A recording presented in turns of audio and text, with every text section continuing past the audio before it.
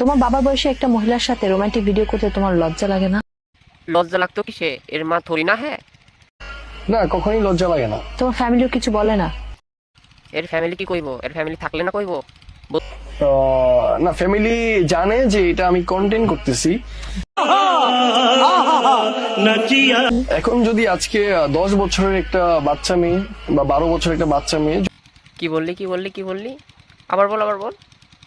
এখন যদি আজকে 10 বছরের একটা বাচ্চা মেয়ে বা 12 বছরের একটা বাচ্চা মেয়ে যদি তার সাথে একটা গল্প মিলানোর জন্য যদি তার সাথে আমাকে প্রেমের একটা অ্যাক্টিং এ চলে যেতে হয়, হয়তোবা সেটা আমাকে অ্যাপ্লাই করতে হতো, আমাকে করতে হতো।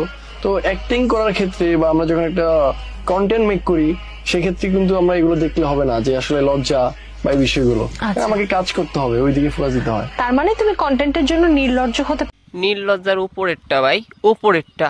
পারো? কখনই না। তাহলে এখন যেটা করছো সেটা কি? সেটা ক্যারেক্টার অ্যাপ্লাই করছি। বেহায়াপনা? না, এটা কখনই না। না আপু, বেহায়াপনা না, লুচ্ছাপনা। তোমার বাবা মা কিচ্ছু বলে না? বাবা মা কেন বলবে? তারা তো আপু জানে ছেলের মোমবাতি বড় হইছে, এর জন্য তো কিছু কইবো না। এটা তো আমার পজিটিভ কিছু, কারণ আমি দেখতেছি যে আমাদের তোমার বাবা মার কাছে এটা পজিটিভ? নায়ক সিয়াম যদি একটা নায়িকা নিয়ে কাজ করতে পারে, আমি পারবো না? আমি তো তাদের শিষ্য। লুচ্ছা, তুই পারবি, এটা তোর মানব অধিকার। তুই এটা পারবি ভাই, তোর এটা মানব অধিকার। কোটি কোটি ছেলে লালাকে কিনে নিতে চায়, এটা সারা বাংলাদেশ জানে। বাংলাদেশে মেয়ের অভাব পড়ছে। বাট সেটা তো আমি হতে দিতে পারি না। না, আমি তো অবশ্যই স্বপ্ন দেখি। এখন ভাই আমরা জানি তোমার স্বপ্ন দেখতে দেখতে স্বপ্ন দোষ হয়ে যায়।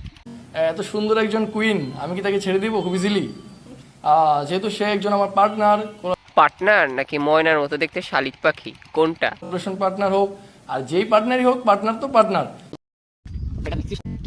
হুগা টুকা লাল করে দিব, ঠিক আছে? সো ওকে সেভ করাটা আমার মনে হয় যে এটা আমার নিজের মধ্যে থেকে করা উচিত ছিল। तू समझा? हाँ नहीं, तू समझा नहीं।